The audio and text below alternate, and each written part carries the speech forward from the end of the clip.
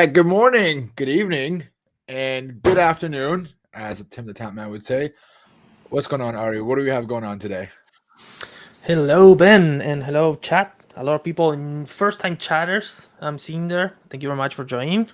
Today we have an amazing couple of guests about CTFs, right? That's awesome. Yeah, we have a few people. You may know both of our guests, you should know them. I'm a big fan of both. We'll talk about them in a little bit. But before we get started, let's talk about announcements. Do you have anything exciting you want to announce? I have a lot I of have things to announce. something. Okay, Yeah, go but for it. you, you, you can start. I'll start off. All right. So Christmas is coming up with the holidays. A lot of us celebrate, some of us don't, but we like to make the holidays very special here. Last year we did this thing called the Hacky Holidays. And the point of holidays was that we pretty much created the most toxic but yet fun CTF we can. There was a ton of levels, so it's 12 days of Hacky Holidays. It's a holiday themed um, CTF, and we are going to go after the Grinch. The Grinch last year wanted to stop Christmas, and thanks to our hackers, we stopped it. So we're going to do it again. The way it works is it's 12 days of CTF. Every day is going to be a new level. You can play them every day, and you can just wait to the last day and do them all at once if you want. I don't recommend it because the longer we are into the challenge or the days of the event, the harder it gets. And I think we had a lot of hate mail last year from Hacky Holiday. Adam is in the backstage. We'll bring him on. I think he has a few comments he's going to share with us about how pissed off people were at us with Hacky Holidays.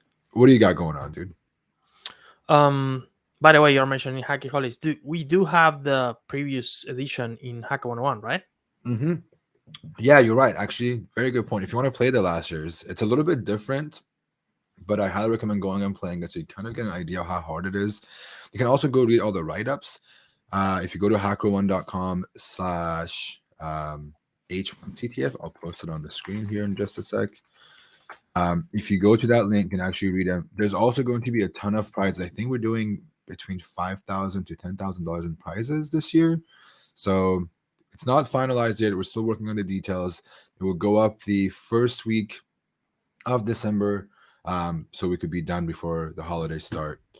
Yeah, check it out. It's a lot of fun. There's going to be some money up for grabs, and we're going to push you guys to the point of insanity. Again. All right. What announcements do you have, Ari? What do we got going on? No, I mean, I think I would like to do a quick reminder to everyone watching here in the chat that we do have the ambassador program, and we do have ambassadors in a lot of different countries: India, United States, Canada, Argentina, Chile, Brazil, France, Pakistan, whatever. We have so many I cannot even name all. But we are going to be editing the website very soon. Hopefully this week. I will share that in Twitter, and so everyone wanting to connect with other people, joining into different groups with the same interests, hacking, CTF, challenges, and everything, they should definitely look to that tweet. It will be coming this week probably. So just a quick reminder about that. And there's like 500 people in the ambassador program. It's a lot of people, right? There is we do have 22 ambassadors right now, and we have more than 500 people. This is a program that actually started 1 year from now, so it's a slowly growing. We had 7 ambassadors for the whole year, and we recently announced the second batch of ambassadors, so this will keep growing. So we want more people joining, so feel free to join. I will edit the website very soon, and we'll be doing an announcement on Twitter, so check it out. Keep an eye on those and join the closest group to your place. Very cool. We have about 200 people in the chat, and I like to just hear from everybody before we bring on our guests. So if you're hearing us, let me know if you hear it, and let me know if you're excited for our guests. Also, should we do a giveaway, chat? I think it's a good place to hear from everybody. Do you want to do a giveaway? So if you do want to do a giveaway, let us know in the chat. Let us know if you want to do another round of Ari always likes to giveaways, even though he doesn't qualify. He's the first to always raise his hand and say yes. But let us know in the chat. Do you want to do a giveaway?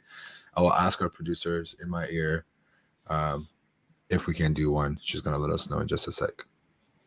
Yeah, All right. I mean, we need to see a lot of noise in the chat to actually do a giveaway. So, just saying, you have been warned.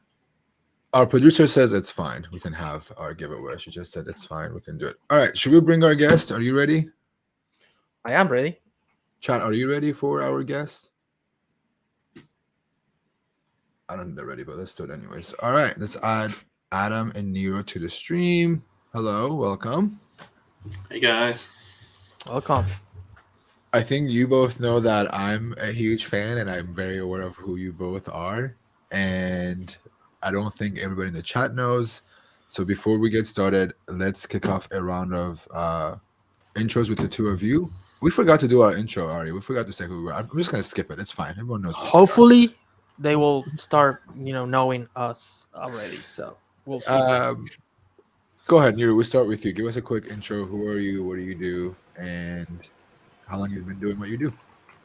Yeah, hey, I'm Niru. I'm a security engineer at Google. So I've been in security since 2012, including like my time doing my master's. So I kind of dabble in CTFs, and that's how I got roped into this. So I'm one of the main organizers for the B-Sides SF CTF. And including the B-Sides SF CTF, I kind of help out with a few other little CTFs that Google puts out both internally and externally. And that's pretty much it. I'm a challenge writer, and I really like writing challenges. Nice. The B-Side San Francisco one was probably one of my favorite CTFs I've ever done. I cannot stop talking about it, but we'll get back to that. Adam, what about you, man? Yeah, so I'm Adam Langley. I've been into computer security since probably like the late 90s. Kind of had a path between security and web development, and kind of stuck at that for quite a long time, mostly kind of on the web development side. And then about 3 years ago, really wanted to kind of get out of that and kind of stretch into computer security again. Started building my own challenges when I saw kind of a gap in the market for my type of challenges. Ended up calling Ben out on Twitter, asked him if he wanted to give some of my challenges a try, and then that kind of gained traction, and then started doing them for HackerOne for their events, and also H1 CTFs as well. And now I'm also currently working at Try Hack Me as well, building content for them. Nice. That's awesome. Actually, how do you get into CTF? Is that a relationship with your current work or your past works? How do you actually get started in all that? Because it's a pretty interesting topic. Let's start with you, Adam. Yeah. Yeah, so for building them, like I kind of mentioned before, I kind of felt like I saw like a little bit of a gap in the market. So kind of coming from a web development side of things, I saw a lot of CTFs and a lot of challenges, which felt kind of fairly unrealistic to me. I felt like there was like kind of a lot missing from it, such as kind of like discovering these vulnerable things. So my kind of focus was really on building very realistic web applications. So it felt like you were actually hacking like either a personal website or a business website. And that was kind of like my like little niche in the CTF side of things. So it's kind of for years I've struggled with kind of finding where my kind of groove is in the kind of either web development or security world. But now I've kind of got both of them. I kind of find if I work in security too much, I miss development, and if I work in development too much, I miss security. And now this kind of the two of them together are perfect. I love working at it. That's cool. What about you, Niru? How did you get into the CTF game? So that's a long story. I did not actually dabble in CTFs much as a participant. I think I dabbled in it here and there, maybe 3 or 4 CTFs before I started writing challenges. And funnily enough, my story kind of mirrors a lot of what Adam just said. I felt there weren't much web challenges, and I'm primarily a web application security person, and there were a lot of low-level challenges, a lot of exploitation, there's a lot of reverse engineering, and those are fun, and I definitely learned stuff solving those challenges, but they are not what I specialize in or not what I want to really dive into. So I kind of took a step back, and around that time, I met a lot of people who were really passionate about writing CTF challenges and wanted to put together a fun CTF competitions for other people. And it was a very chill crew with the B-Sides SF folks like Ron, Brandon, David, and a few others who've been helping us on and off. And alongside them, I was like, hey, you guys want me to just bring my own challenges and do whatever I want? And y'all are experienced in doing this, and I can just leave a lot of the details to you and focus on writing fun challenges that I've always wanted to see in CTFs. So I was like, yes, absolutely, I'll show up. Where do I need to show up? And that's been going on for the past like 3 or 4 years since then. Very cool. I think I get a sense that both of you said pretty much you don't participate in CTFs, you just create them. Yeah, that's probably about right for me. I'm usually too busy creating them than to play them. And they're far too stressful. You're too busy triggering people than getting triggered yourself, is what you mean. Correct. Okay, but is there any? Go ahead, Niru. Yeah, sorry. I actually do participate in 1 or 2 CTFs every year, mostly like smaller ones. And I don't participate with like the attempt to try and win something. It's more like, let me try to find a few that I really interest me and they're right up my alley. What are they trying? Because a couple of things I want to also keep in mind is what is something different that that CTFs are doing well that I want to mirror? And what is something that they're doing that triggers me to such an extent that I don't want to do it in the ones I do? So I do at least like 2 CTFs per year, but it's usually what my friends play and I just like tag along. Can you tell us which CTFs those are? Like, what are your favorite CTFs that you play? I wouldn't necessarily say like favorite CTFs. It's just like I pick 2 CTFs every year randomly and just try them. I think recently we did the cloud CTF from DEF CON last year. This year we did the Red Team Village CTF. And almost every year we probably play Holiday Hack Challenge. So maybe the Holiday Hack Challenge is probably like one of my favorite ones to try from a personal standpoint, just because I like the gamification. And I think Ron will give me a hard time if I didn't mention Holiday Hack. Okay. What about you, Adam? Any CTFs, even if you don't participate, any CTFs that you watch or you read the write-ups or anything like that? Yeah, I mean, I suppose like my kind of focus is like I do like to focus them around kind of like the bug bounty community. So it probably kind of explains why I'm usually involved in them half the time. So I'm usually creating them rather than playing them. But I love like things like John Hammond does in his team. If they put an event together, I love like going on there. I'll to be honest, I'll probably just stick to the web stuff because it's what I know. But yeah, they've got some really good people working with John who make some great challenges. So I'll always try and have a look at their stuff. Yeah, speaking of John, I'm a little sad. He was also supposed to be on. We tried to get him on the stream today, but unfortunately, it didn't work out. We'll bring him on another time. So if you hear us, John, we miss you. Hopefully, we'll have you another one. That's great. What about some CTFs, not actual conference ones like besides San Francisco or those big ones, one-time events, but the existing ones that are on the web forever, like Hacker 101, or you were saying I don't know, maybe Hacked Box, Try Hack Me. What about those? Do you participate in those? Do you use those? Do you like those? What are your thoughts? Maybe start with Niru. Yeah, I've definitely like looked over the Hacker One CTFs as well that you put out. I've also looked into the Burp Web Security Academy ones. They're pretty good. So I do test out some of those just because one of the common questions that people often have is, hey, what should I try if I want to get into web security? And the ones that are perpetually running are good ones to kind of point people to and say, hey, these are always going to be available. They have new content every year. Go check them out. So the nice thing about, I think, both the Hacker One as well as the Web Security Academy ones are they also juxtapose the content next to each other. And I think Google Bug Bounty program also has a few like that. So I kind of look through those if they have, hey, this is what XSS is. Here's how you understand it. Here's some things to try. You've tried the first level. Here's a harder level, and then keeps kind of ramping them up. I like testing those out just so I can use them as resources for other people to go try out.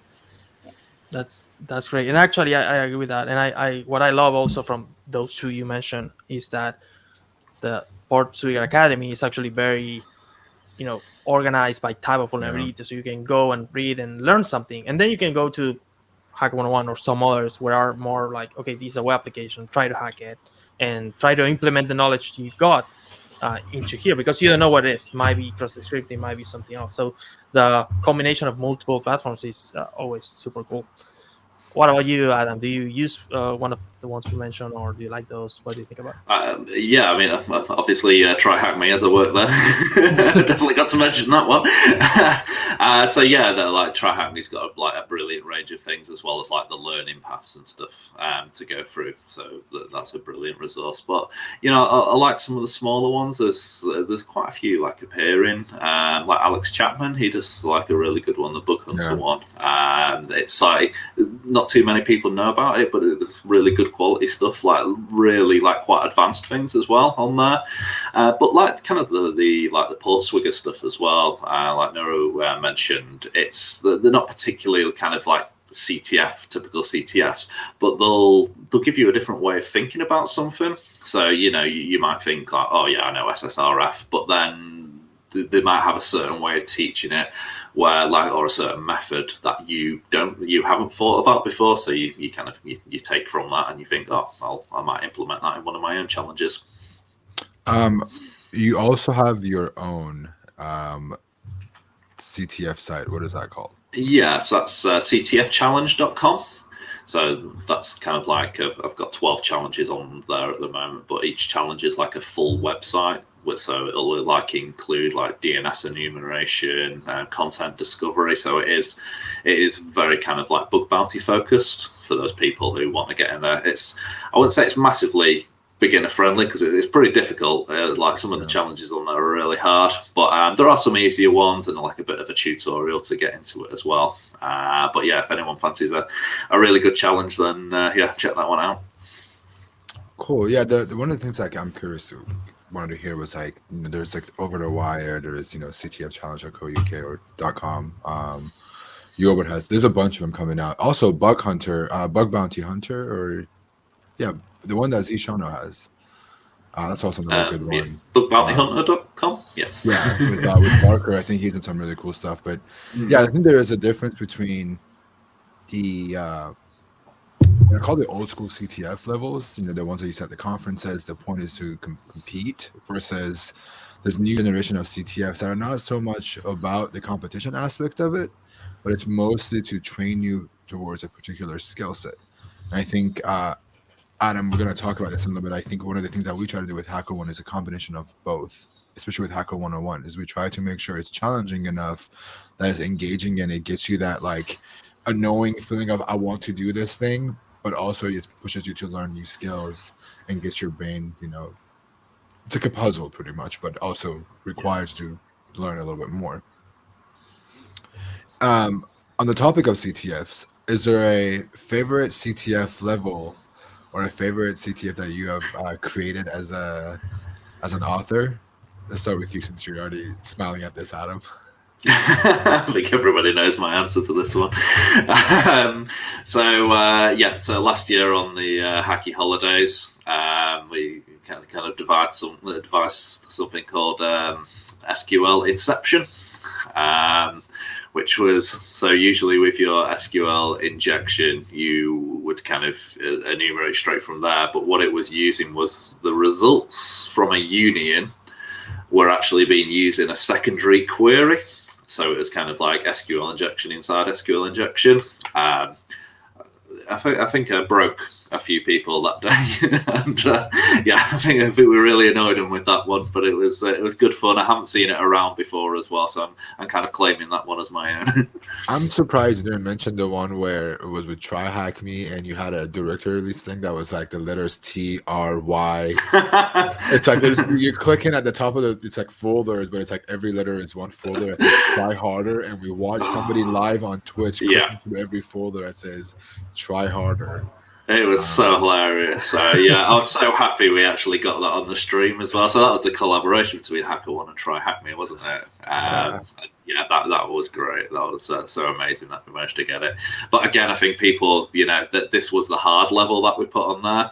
And I kind of felt bad because people were kind of getting that little joke maybe about like 40 minutes into the stream. So I kind of felt a little bit guilty.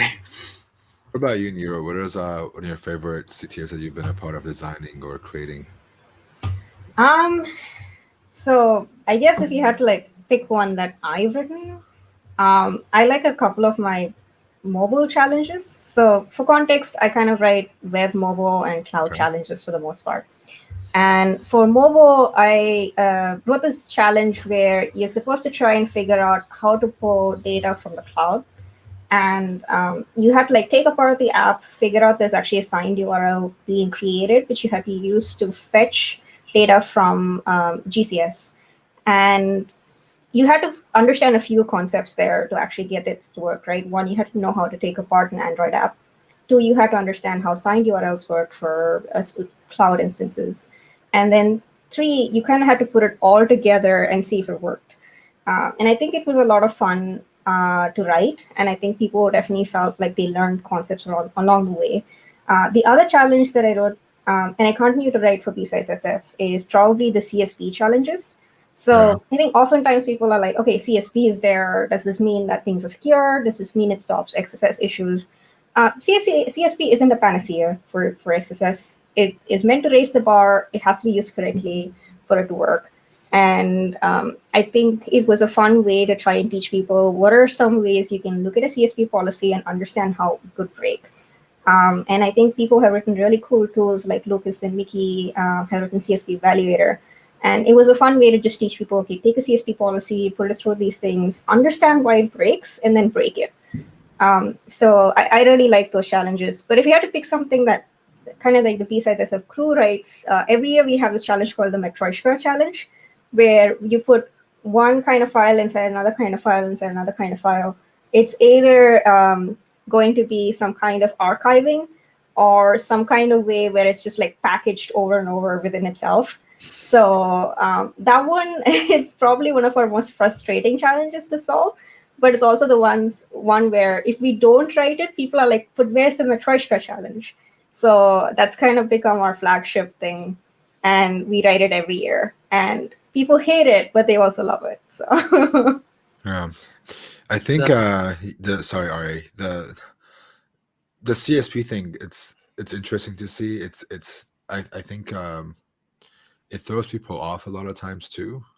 It's such a complex but yet not so complex thing to deal with, especially in the concept of CTFs. So kudos to you guys for using those in a CTF. It's very, very cool. I was going to say that there's always a love-hate relationship with CTFs and their creators, right? It's like for some, in some aspect you say like, oh, damn you, and then it's like, oh, that was so clever, I love that, and the feeling when you solve those challenges is amazing. So kudos to you guys.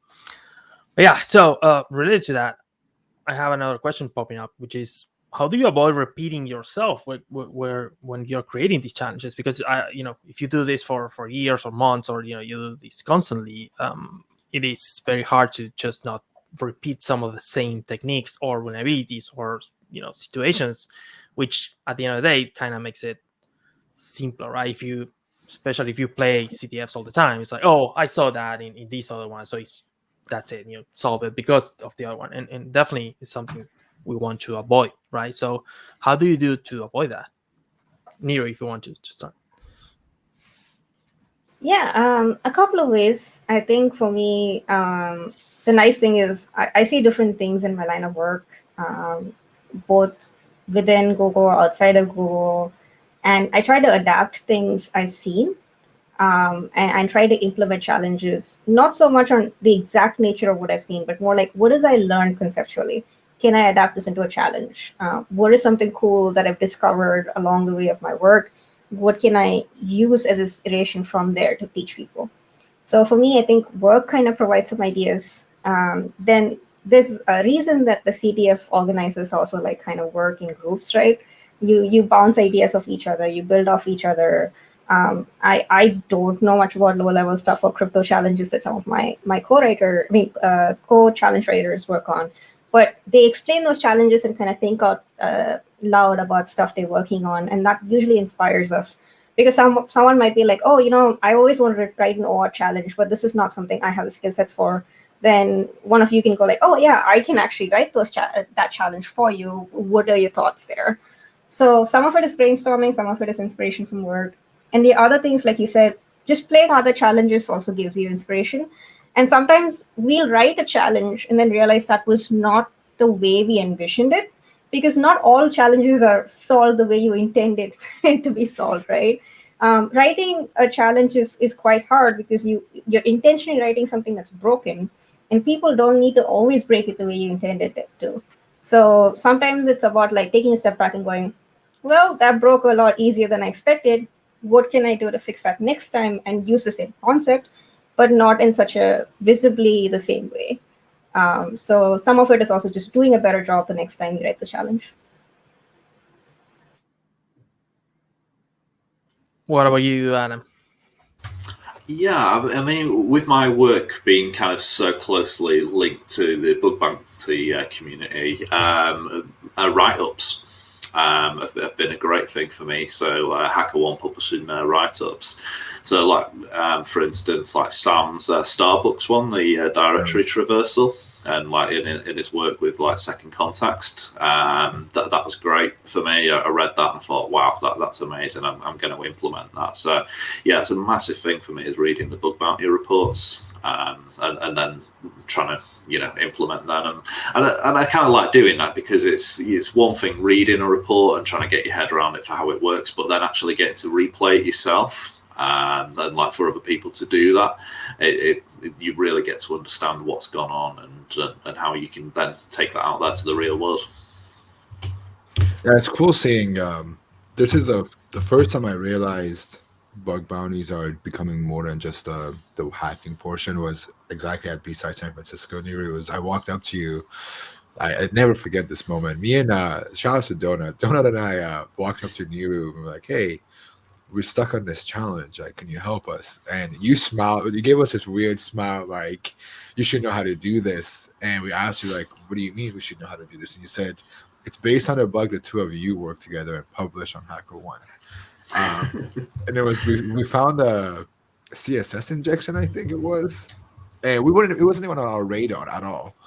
And when we walked up to you and we figured it out, we were just mind blown because we were not expecting that to be a thing at the time, right? This is what, 3 years ago almost. And it was it was very cool, first of all, like hearing that, one of our bugs was in the CTF, but then also realizing this is a bug bounty thing. This is something that was published on Hacktivity, on the HackerOne Hacktivity page. And CTF creators are reading these things and going, oh, this is a cool concept to put in a CTF. And I never expected that. And that's one of the things that we started implementing ever since was if besides San Francisco is doing it, other CTF players are probably doing the same thing. Can we do it for ourselves as a company and make it more fun? And we had done that before for like the large scale CTFs, but never as a teaching thing, right? And it's incredible to see bug bounties have had that effect on just CTFs as a community and as an ecosystem of itself, right?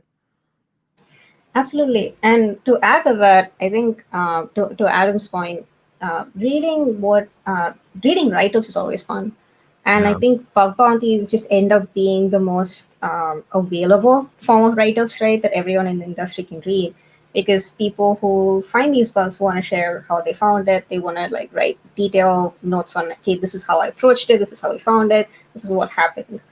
So it just ends up being the most available form of write-up publicly. And as a CTF writer, you want people to solve your challenges, right? We don't want people to just like look at something and go, okay, I didn't solve it. This is like a great challenge. No one goes away from a CTF thinking that. It's just like you might either end up being frustrated, you might read the write-up and go, okay, I didn't expect this. If the CTF is just making you guess things, it's not teaching you anything. And we ideally, like as CTF writers, at least for besides SF CTF, what we strive for is every challenge should be solved at least once, and no team should solve every challenge. And I think that's kind of like the rough difficulty we're aspiring for. And the nice thing about like using bug bounties as inspiration is that if people have seen this, they can expect a pattern.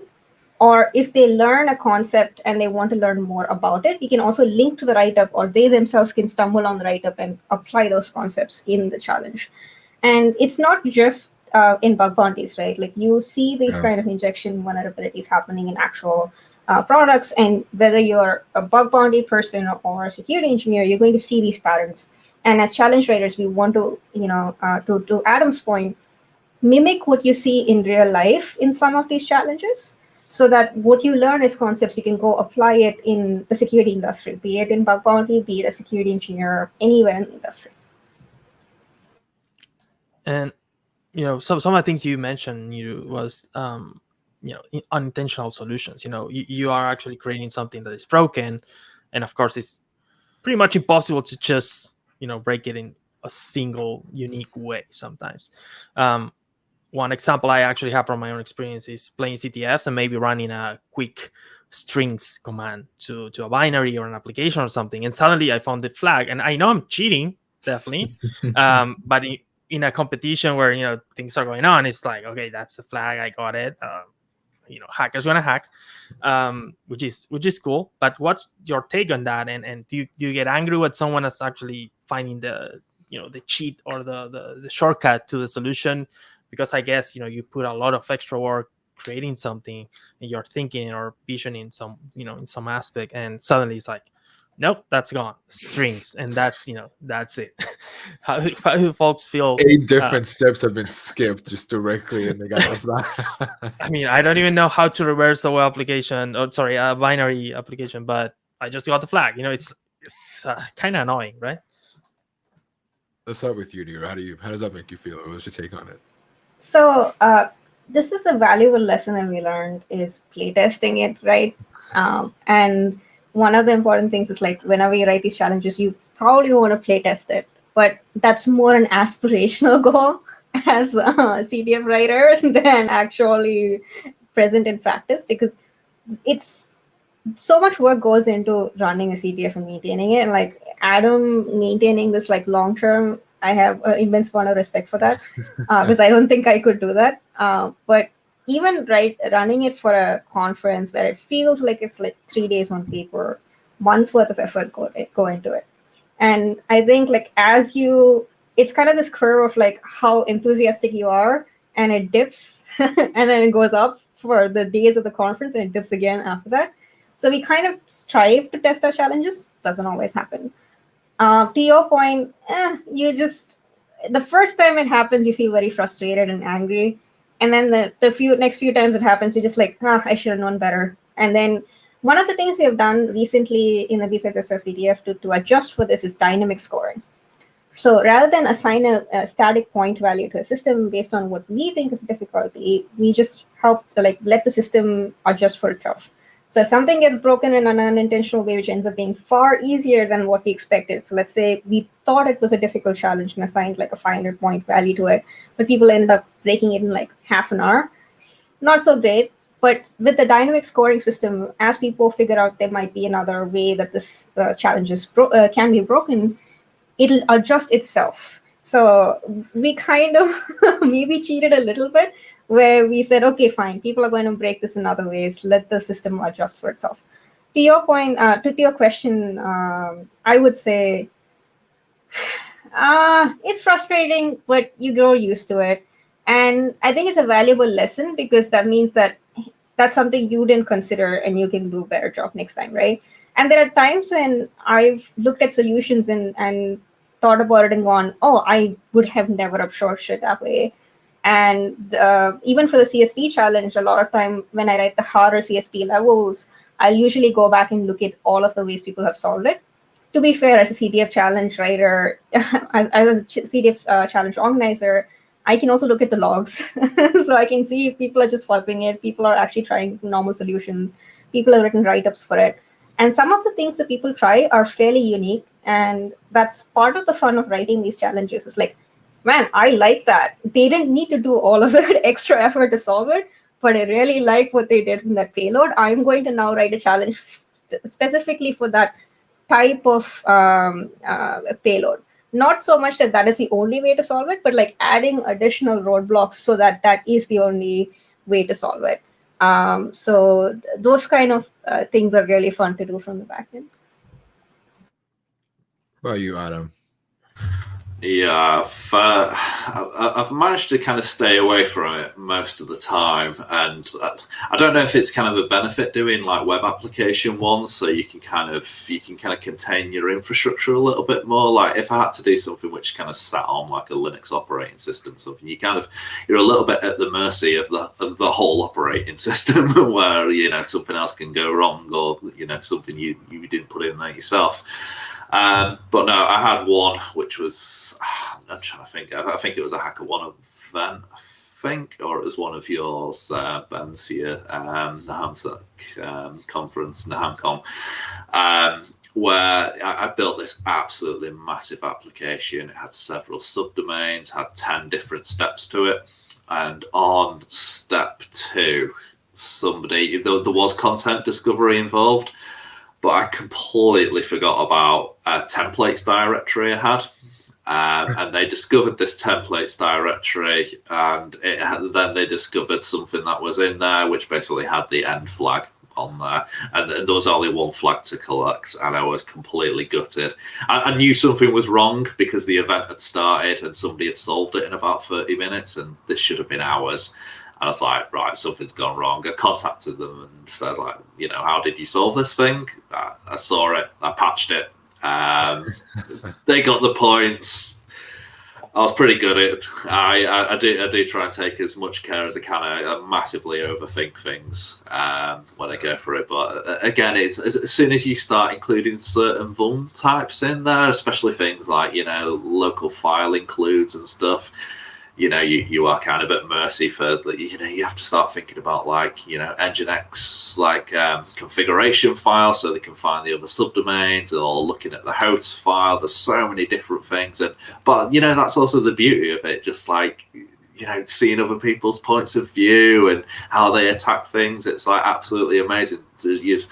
Some of the things that you come back with are like, oh my God, how did you think of that? But it's great, you include it in your next ones, but can kind of go the other way as well, of like, oh my God, how did you get yourself into that rabbit hole? And sometimes the feedback you get is like, oh, I had a lot of rabbit holes, and I was like, don't remember putting any in there.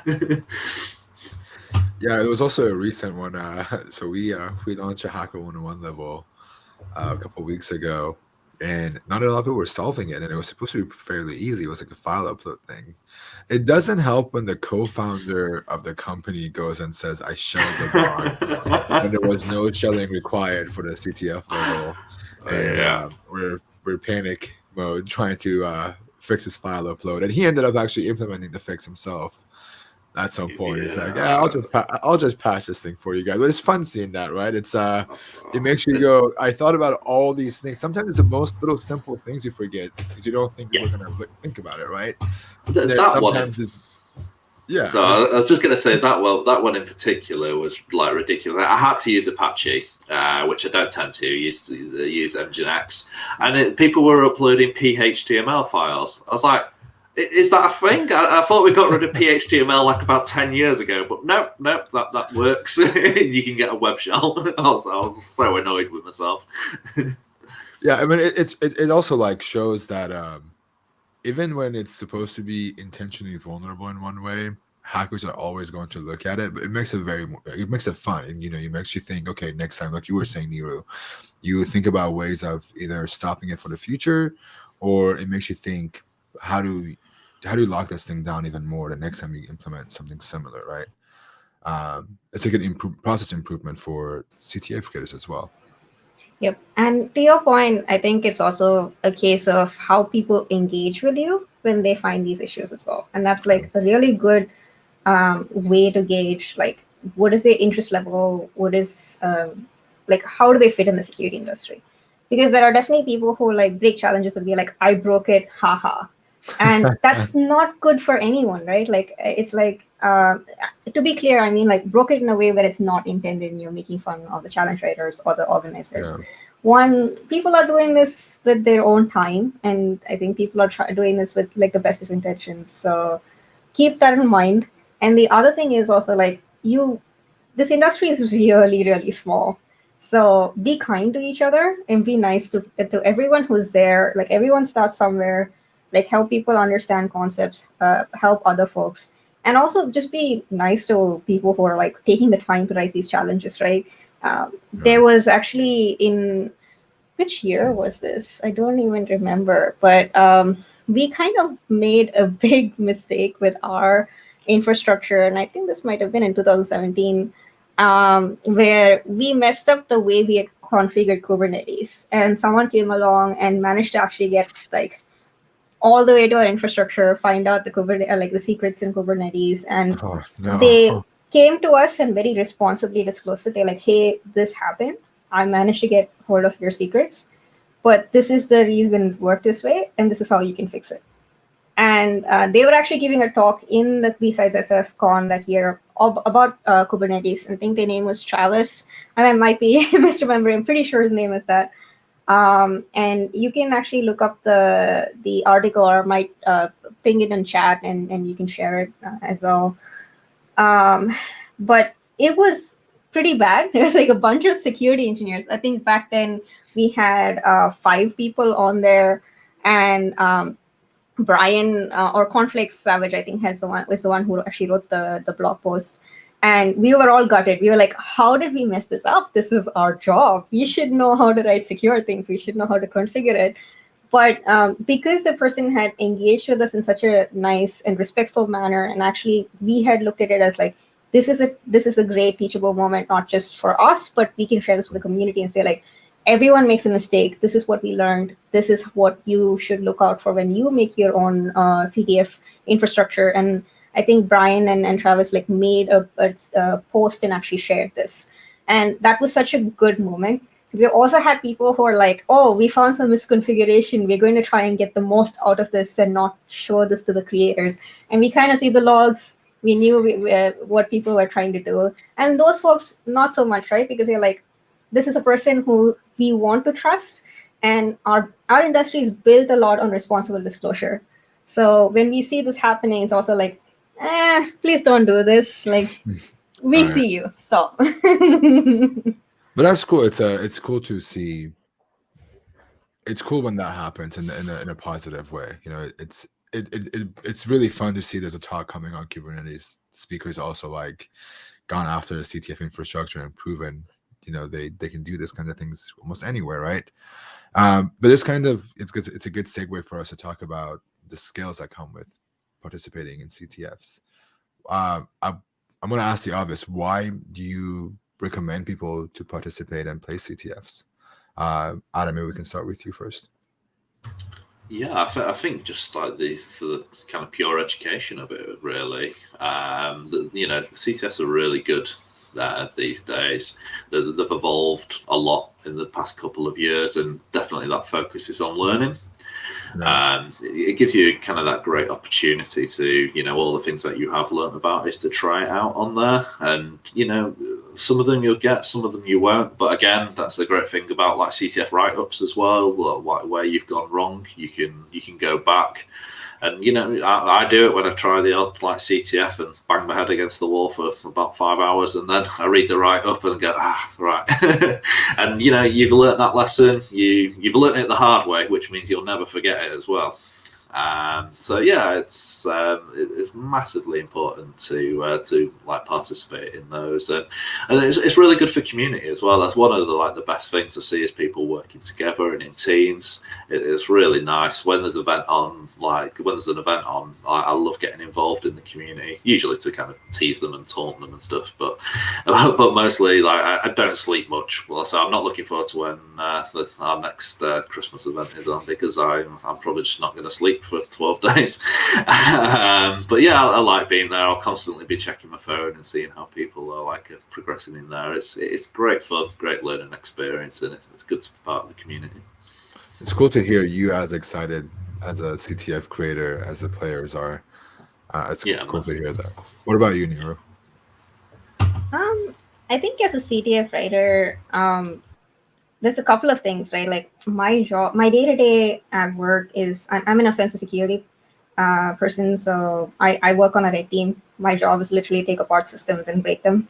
So there's some joy in building things. Yeah.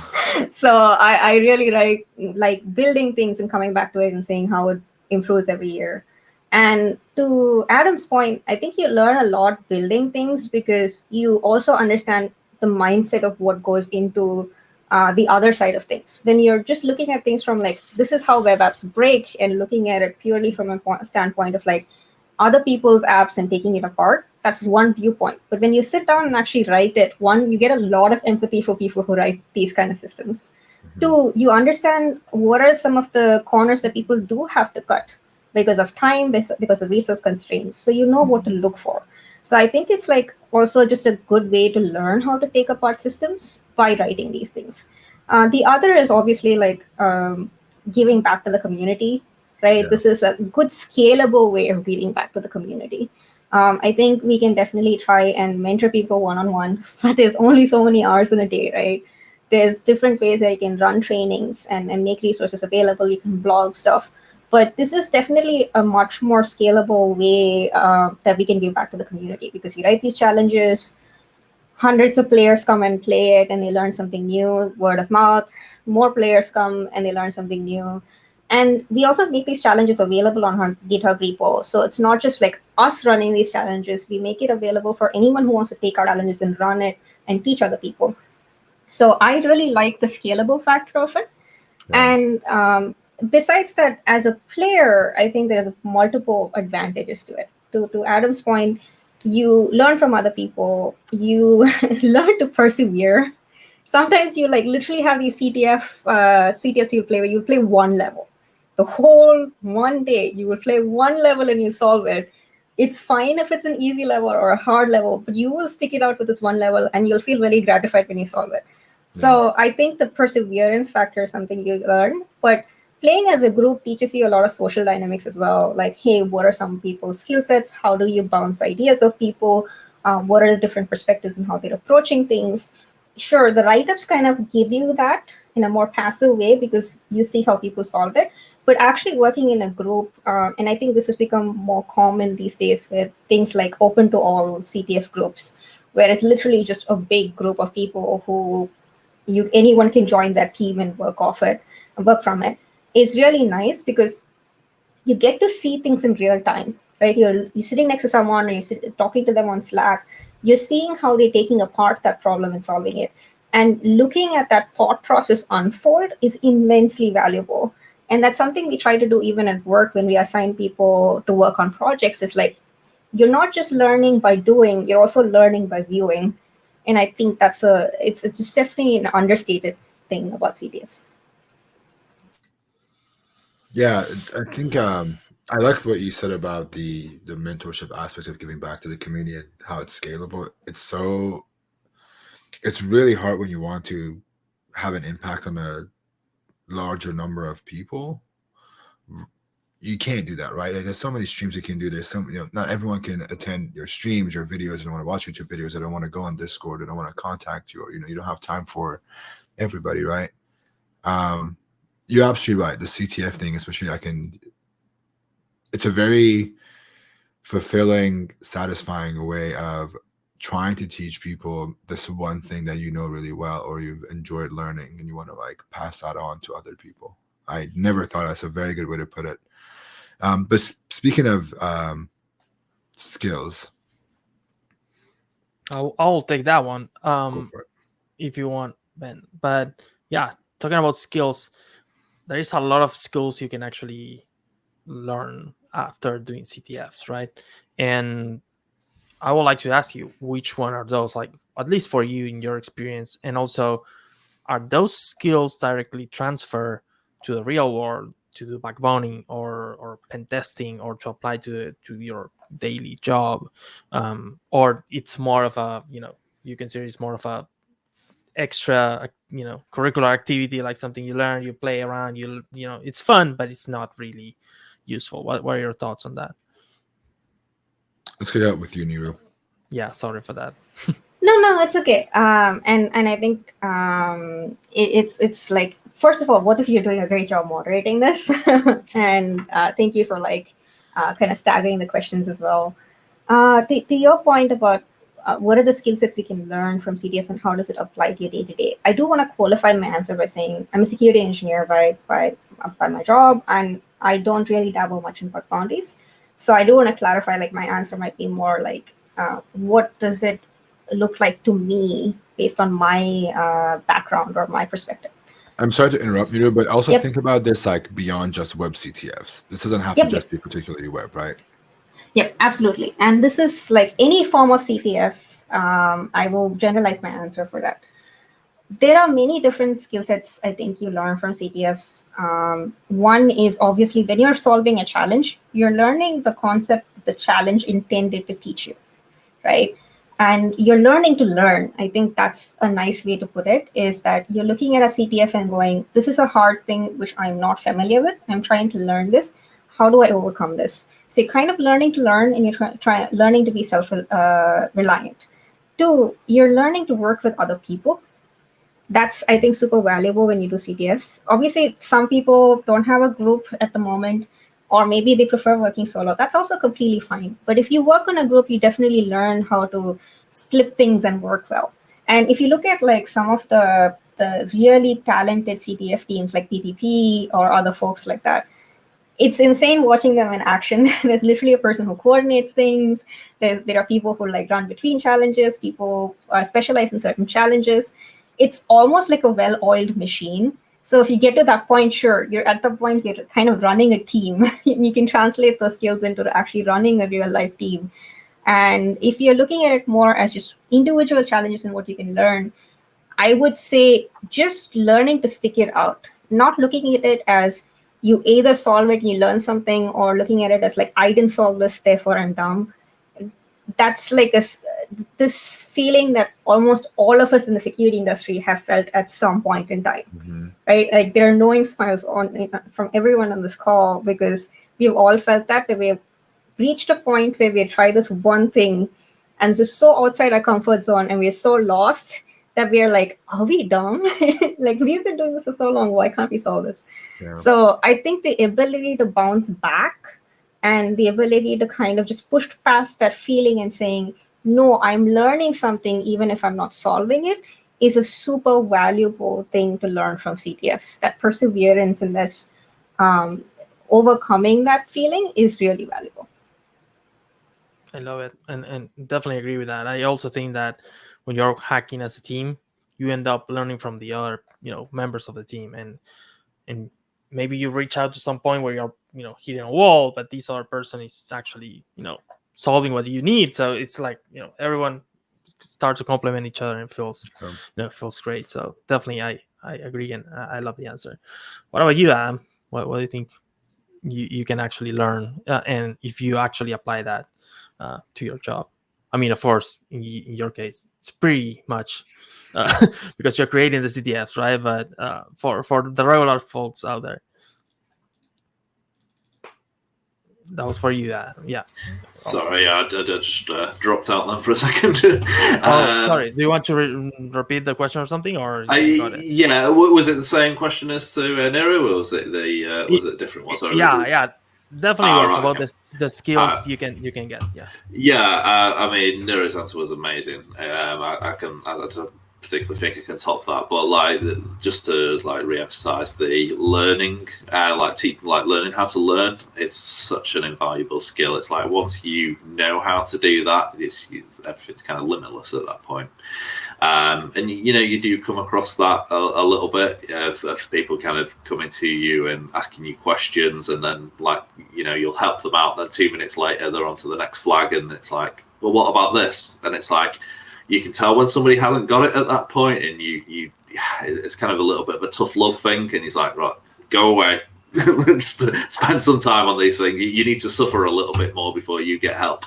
But yeah, then like that skill of like being able to research things properly, just even how to use Google properly, and like kind of maximize it. And it's once you've cracked that, you're onto something good. But yeah, I can't say too much more than that. Niru answered that perfectly. Yeah, I want to add something to that. I think just kind of summarizes what you both also said. I think there is a really cool way for people to understand what they're passionate about by doing CTFs. So I see a lot of people that are like, oh, I want to get into infosec, but I don't know what I like. I don't know what is the thing that I'm good at or what I want to do, right? And I think with doing these conferences, especially conference CTFs, you get all these different types of challenges. It's not just web, right? It's you can do binary exploitation, you can do mobile, you can do crypto. There is, you name it. There's a bunch, right? It's endless topics that you can do. And I think by doing these conferences, even if you don't know what you're doing, you participate. It gives you the ability to see this is the thing that I like to do. Like I always give this this example of B-side San Francisco. I've never been the kind to really, who doesn't like lockpicking, right? But I've never thought of lockpicking as something that I would enjoy doing for a while. And I actually picked my first lock at B-side San Francisco, and it got me very intrigued in the whole idea of, okay, I want to learn how to do this more. I literally sat there at the box for an hour watching a YouTube video on my phone as I'm trying to pick this thing, right? And I was just like, I never thought I would enjoy doing that. And I think that's a really good way to kind of expose yourself to these different areas of infosec, or if it's your first time, for you to understand what is that you want to do. Is it physical security? Is it web? Is it mobile? Is it that you want to reverse something? What is it that you like to do? And I think the conference CTFs do a really, really good job, because it also, when conferences design these CTFs, they think of the everyday person that's going to go to a conference. They don't just go after the top hackers. I know there are prizes involved and there's money involved. You want to make them work for it. By the end of the day, you want it to be engaging. So the number one thing that the CTF organizers think is, how do I give something for everybody, right? And that's a really good place for people to explore what they like and what they don't like. I know the crypto stuff, the Stego stuff is not for me. I'm never going to touch those things. But if I go back to a physical conference and there's lockpicking, I'll be the first to raise my hand and say, I want to go do that one because it's a lot of fun. And I think it's a really good way to learn those skills and really understanding them better. Yeah, thank you for saying that. Like, it's always great to hear like people enjoy our challenges, and the lockpicking one was something that Brandon Enright and David Tomashek came up together.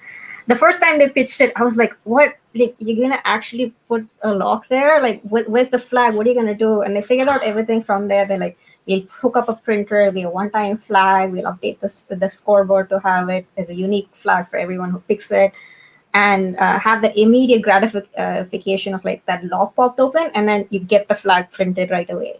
So I think it's like one of the my favorite ones that I think they've brainstormed together and put together. And to your point, I think for B-Sides as a CTF, one of the things we really wanted was anyone who came there, they learned something and they had fun, right? And be it challenge variety or whatever else it might be, we try our best to have challenge variety, but we acknowledge that there are things that we can do better.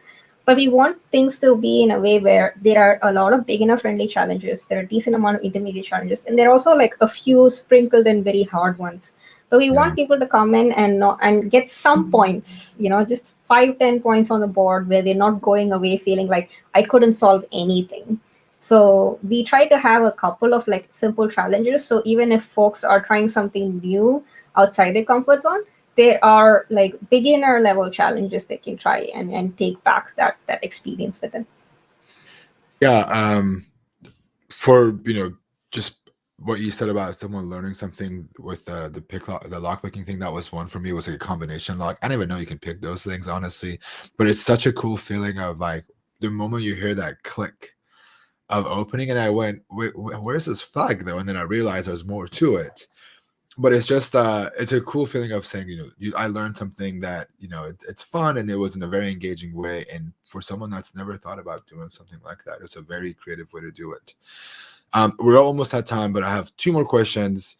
We have 2 more. One of them, I just want to hear, how has CTFs improved your life in any way? Has it helped your personal life or in your career? Has it had an effect on anywhere of your life? Let's start with you, Niru. Actually, I'd like to hear Adam's first, because like he's dabbled in this much longer than me, because I'm really curious to hear his take on it before I go. Go for it, Adam.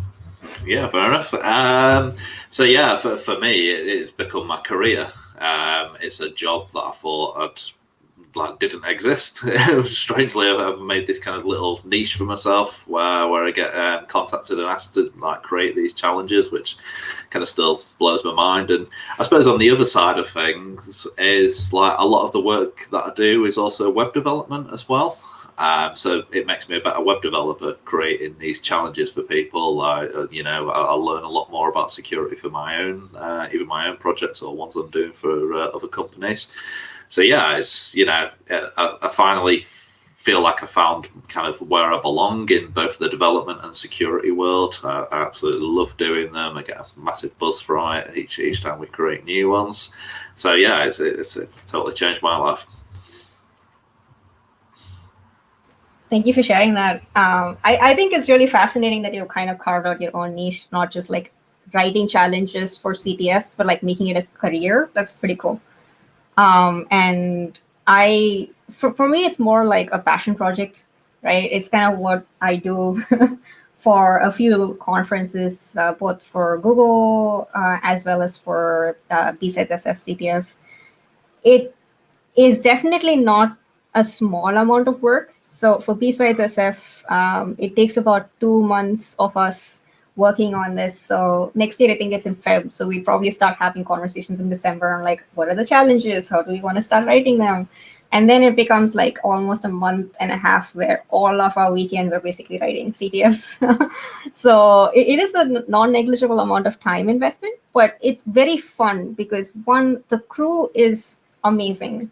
Like, I think all of the folks who've been involved in the CTF are much more experienced than me in the industry. So every time I talk to them, their enthusiasm is contagious. They give me a lot of space to work on my own things. And I always learn something from them because they're incredibly grounded people who are always willing to teach me things. So for me, it's also more the community factor of the other challenge writers that keep me coming back. But in terms of writing the challenges, I think I learn something new every time I write them. I think breaking things is one thing, but building it is a completely different skill set. Especially now, I've been dabbling in writing cloud challenges, and every time I write them, I'm like, these configurations, they're like 100 checkboxes. Like, no wonder people get this wrong.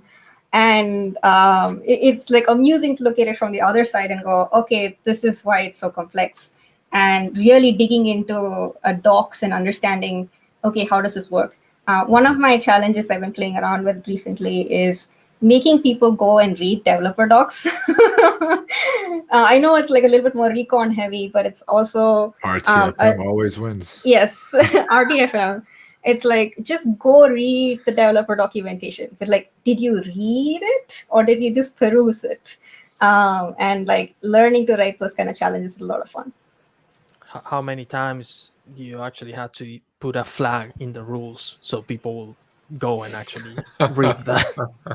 So we Right? do, yes, we do try to tag them correctly, but there's also times when people will be like, this is broken, doesn't work. And you're like, people have solved this challenge and we've tested it, it works, so don't worry about it. Just keep trying. You're doing fine. But I mean, just to go to the point of the read the manual thing, it's a part of hacking, right? Like, you have to constantly Google things, and if it's a very good skill to force them to learn and again to habit of, right? Like, read the manual if you really want to know how this thing works. You have to understand how these things work before you can exploit them, right? Exactly. And to your point, I think two skills that are horribly undervalued, actually three, in security: reading, like actually sitting down reading things, writing things in a way where it's concise, it conveys what you're saying, and it's in a consumable fashion, and it's actionable. It's not just you stating something, but it's actually something people can act on. Yeah. And three is development. And I think this is something I definitely didn't understand early in my career, and I've grown to appreciate more, is actually sitting down and writing code, be it scripting, be it building things, is immensely valuable. It doesn't matter if you are a person who specializes in breaking, you need to know how to write code. You need to know how to write tools. Very well said. All right, last question, Ari. What is it? This is an exciting one. Yeah, excited about this one actually. I actually wanted to know if you have any upcoming CTFs you're working on that you maybe want to share with the community and the audience here in the chat, so we can definitely participate in those. Adam, do you want to start this one? I think we've got something coming up, Ben. Yeah, Hacky Holidays version 2. Something small is happening sometime It's soon. back. That's What about awesome. you, My next one is BSSF CTF, which is in February, I believe, and hopefully will be in person in San Francisco. And we usually try to carve out a large area where people can come and play in person. Hopefully things are better then. But besides that, I don't have anything else coming up this year. However, if you're interested in like tweeting some links to me that are interesting write-ups that I can feature as challenges in B-Sides SF, like please feel free to like tweet it to me. And I think Ari shared our Twitter profiles as well. Yes. Very cool. Anything you both would like to add before we close out the stream? And I know everyone in the chat's waiting for the giveaway. We're gonna get to the giveaway in just 1 second. But anything you guys would like to add before we do our outro?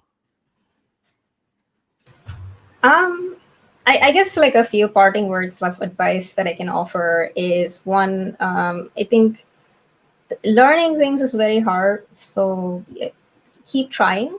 And don't look at it as an all or nothing opportunity, like all or nothing thing. It's a journey. Like you're always improving, you're always getting better.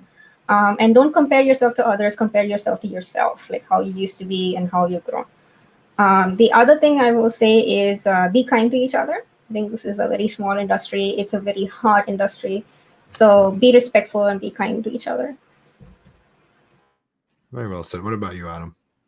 Yeah, no, those are great words. Yeah, be kind to each other. Communicate nicely. Yeah, and like you say, take your time with things. It takes a long time. The security is there's a lot to it. It's very varied. Don't try and take it all in one go as well. Kind of maybe stick to something, learn the basics, and just go from there. It'll take you a while. Don't get disheartened as well when you are struggling with things. Everyone's had those struggles. Well, this was really great. Based on all the comment tabs in the chat, I think everyone was really, really happy, as I am, with this stream. And I think you both know I'm a huge fan of both of you guys' work. So thank you so much for being here and being a part of the stream and helping us with Mentorship Monday. And I cannot wait for both Hacky Holidays and B-Side San Francisco. Crossing my fingers in person, we can do this again. And I cannot wait to see you both soon and participate in your CTFs and your next projects. Cool. Thank you very much. Yeah, thank you for having so us, much. Ben and Ari. Yeah. Thank you. It was our pleasure. Thank you very much. It was super awesome. Really. All right. See you guys. All right. That's it. Should we do a giveaway? Do we have time for a giveaway? Producer? I haven't seen that much engagement in the chat about giveaway, so I think they don't want it actually. I think we might skip this one. Let's do one. I'm just gonna do one. I think we promised we can do one. So I don't know. I mean, I'm just kidding. I'm just kidding. Yeah, I'm not the Grinch. The chat isn't. You're not the Grinch. Help us stop Ari from ruining our CTF. Is coming to Hacky Holidays 2.0. All right, here's the command for the. I'm pushing enter on the wrong keyboard this whole time. Holy crap! I need more coffee. I pushed enter on my other keyboard 5 times, wondering why it's not showing up. All right, that's the command. It's hashtag exclamation point CTF. Throw it in the chat, and we're gonna do a giveaway. The way it works is we're going to send you a whisper. So make sure you're looking at your whispers. We're going to send you a message that says, "Hey, this is how you claim your prize." And I don't know what what do we usually give away? I think it says shirt. Producer, can we get our producer to tell us what we give away, please? Mystery swag. It's a mystery swag is what we call it. Yes. All right, our producer says that's a mystery, but you get a link. You get to claim what you want. We'll send it to you, and I'm gonna give it a few more seconds. I keep going. I love that the Nightbot is going crazy with the CTFs and the flags. It's awesome. God, everyone's doing flag. The flag is from ActivityCon. Holy crap! I gotta disable old. those. Actually, let me do something. Let me fix it. Let's do this. If you find out where to exchange that, you might get a free invite. You may get a free invite because you may have used that before. It's all right. one use only. Yeah. All right, I'm gonna do a little like announcement for the winner. And the winner is Ta-da. who is it? C33K. CK maybe? CK? All right, I'm CK. gonna message you. Hold on, where did you go? Actually, if you are a winner, throw a message in the chat so I know you're here because I can't find you. Oh, there we found you. There you go. Quick whisper. Hello. All right, should we do one more? I do think we should. Yes. Hey, one sec. I'm gonna message this person. All right, and our next winner is Ari. Ta-da. HTFA Mayo. Are you here? Let me see.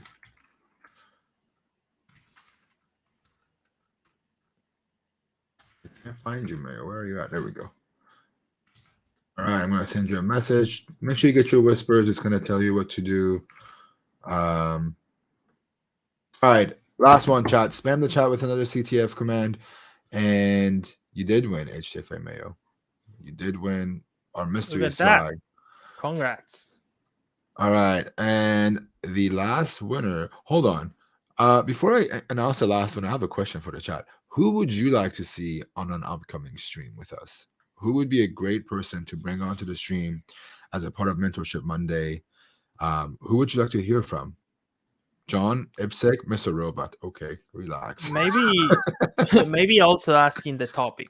What do you want to hear about? Yeah, what topic? I see Z Shano, I see Stoke. I see a lot of John Hammond fans. Man, I am kind of I really wish we could get John today. We'll bring him on for another one. Reina, I like that. Okay.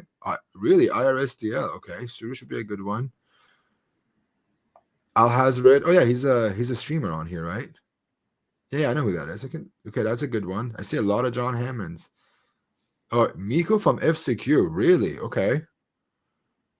Jason Haddix would be a really good one. Okay. All right, ready? Albino Wax, a great one. Yeah. Albino Wax, yeah, okay. Network Chuck, okay. Stoke, Network Chuck. Agari FA, ooh, Nicholas would be a good one. Live Overflow would be amazing. Okay, all right. There's a lot of good suggestions there. We have a few more coming up before the holidays are here, and then we're gonna come back and hopefully we can bring some of these folks onto the stream. All right, last one. Ready? Here goes. Our winner is Richie S. Yeah, that's great. Congrats. Congratulations for winning our giveaway. All right, I think that's it. Ari, what do we got going on? Is there anything else we need to announce? I don't think so. Do we have? I think something? that's it. Nope, we'll be back next week, right? We have next week is going to be, I think it's mostly focused on mobile hacking. I know one person that's already confirmed. We're still working on our other guests, but it's going to be mostly focused on how to hack mobile applications. So if you want to come hang out with us, it'll be me and Ari again. We'll be here interviewing some amazing hackers, and we'll see how it goes. So if you want to come hang out with us, we'll be here same time again next week. Thank you very much, Chad, for being active, asking questions, and for being here. Appreciate it. As always, we are always on Discord. If you want to come hang out with us, go to hacker101.com/Discord. You can join us there. You can get the latest updates on Hacker 101. We have some amazing CTF challenges coming out of Hacker 101 itself. If you want to get your first private invite, or you want to get additional private invites to a bug bounty program, to a private bug bounty program on Hacker 1, go to hacker101.com, play our CTFs, and you can get some free invites to some private programs on Hacker 1 and score some bounties. That's it. Me and Ari got to go back to work. As always, pleasure being here, and we'll see you guys all next week. Thank you all. Peace.